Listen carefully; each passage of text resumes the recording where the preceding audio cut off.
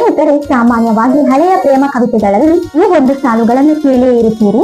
ನೀ ಹಿಂಗ ನೋಡಬೇಡ ನನ್ನ, ನೀ ಹಿಂಗ ನೋಡಿದರೆ ನನ್ನ, ತಿರುಗಿ ನಾ ಹೆಂಗ ನೋಡಲಿ ನಿನ್ನ ಎಂಬುವ ಸಾಲುಗಳನ್ನು ಕೇಳಿಯೇ ಇರುತ್ತೀರಿ. ಈ ಸಾಲುಗಳನ್ನು ನೋಡುವಾಗ ಮೇಲ್ನೋಟಕ್ಕೆ ಇದು ಪ್ರೇಮ ಗೀತೆಯ ರೀತಿಯಲ್ಲಿ ಕಾಣಿಸುತ್ತದೆ. ಆದರೆ ಅದು ಪ್ರೇಮ ಗೀತೆಯಲ್ಲ, ಶೋಕ ಗೀತೆ ಎನ್ನುವುದು ಅದೆಷ್ಟೋ ಮಂದಿಗೂ ಈಗಲೂ ಸಹ ತಿಳಿದಿರುವುದಿಲ್ಲ. ಆ ಅದ್ಭುತ ಸಾಲುಗಳ ಪಿತಾಮಹ ಬೇರೆ ಯಾರೂ ಅಲ್ಲ, ನಮ್ಮ ಕನ್ನಡ ಸಾಹಿತ್ಯದ ವರ ಕವಿ ಎಂದೇ ಕರೆಯಿಸಿಕೊಳ್ಳುವ ದತ್ತಾತ್ರೇಯ ರಾಮಚಂದ್ರ ಬೇಂದ್ರೆ. ಕನ್ನಡದ ಪ್ರಸಿದ್ಧ ಕವಿ ಹಾಗೂ ಕಾದಂಬರಿಕಾರರಾದ ದಾರಾ ಬೇಂದ್ರೆಯ ಬದುಕು ತನ್ನ ಜೀವನದುದ್ದಕ್ಕೂ ಬರೀ ದುಃಖ, ನೋವು, ಕಷ್ಟಗಳನ್ನೇ ಅನುಭವಿಸಿದ ದಾರಾ ಬೇಂದ್ರೆ ಅವರ ಬದುಕು ಎಲ್ಲರಿಗೂ ಮಾರ್ಗದರ್ಶನವಾಗಿದೆ. ಎನ್ನ ಪಾಡೇನಗಿರಲಿ ಅದರ ಹಾಡನ್ನಷ್ಟೇ ನೀಡುವೆ ರಸಿಕ ನಿನಗೆ, ಕಲ್ಲು ಸಕ್ಕರೆಯಂತಹ ನಿನ್ನೆಡೆಯು ಕರಗಿದರೆ ಆ ಸವಿಯ ಹಣಿಸು ನನಗೆ ಎಂದು ಹೇಳುವ ಮೂಲಕ ತನ್ನ ಜೀವನದಲ್ಲಿ ಬರೀ ನೋವನ್ನೇ ಅನುಭವಿಸಿದರೂ ಅಮೃತವನ್ನೇ ಹೊರ ಜಗತ್ತಿಗೆ ನೀಡಿದ ಮಹಾನ್ ದಾರ್ಶನಿಕ.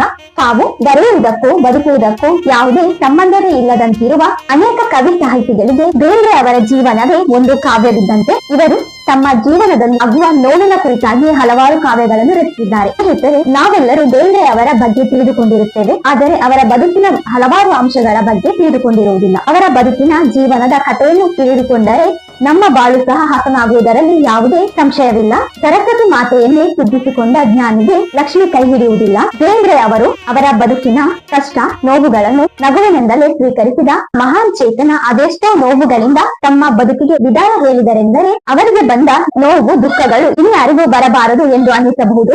ಬನ್ನಿ ಸ್ನೇಹಿತರೆ, ಇಂದಿನ ವಿಡಿಯೋದಲ್ಲಿ ದಾರಾ ಬೇಂದ್ರೆ ಅವರ ಜೀವನದ ಕುರಿತಾದ ಒಂದಿಷ್ಟು ವಿಷಯಗಳನ್ನು ತಿಳಿದುಕೊಳ್ಳುವ ಪ್ರಯತ್ನವನ್ನು ಮಾಡಿ ನಮ್ಮ ಜೀವನವನ್ನು ಹಸನಾಗಿಸಿಕೊಳ್ಳುವ. ಅದಕ್ಕೂ ಮುನ್ನ ನೀವಿನ್ನು ಪೂರ್ಣಿಮಾ ಕನ್ನಡ ಜಿಜ್ಞಾಸೆ ವಾಹಿನಿಗೆ ಸಬ್ಸ್ಕ್ರೈಬ್ ಆಗಿಲ್ಲ ಅಂದರೆ ಈಗಲೇ ಸಬ್ಸ್ಕ್ರೈಬ್ ಮಾಡಿ ನಮಗೆ ಇನ್ನೂ ಹೆಚ್ಚು ವಿಡಿಯೋಗಳನ್ನು ಮಾಡಲು ಪ್ರೋತ್ಸಾಹ ನೀಡಿ.